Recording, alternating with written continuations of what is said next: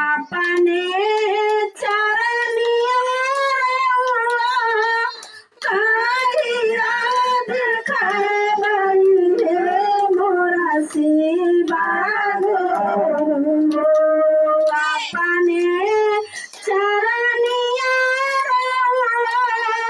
काहिया देखाबई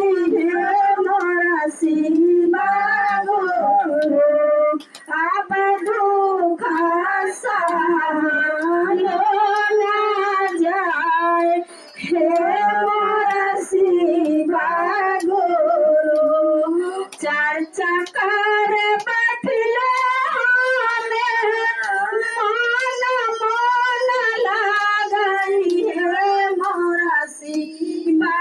गुरु चार चक्कर बैठले मन मन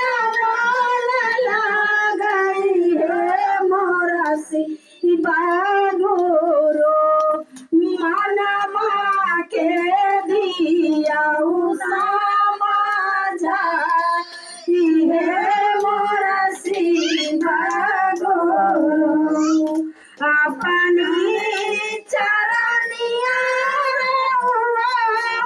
काहिया दिखाबई मोरा शिवा गुरु अपनी चरनिया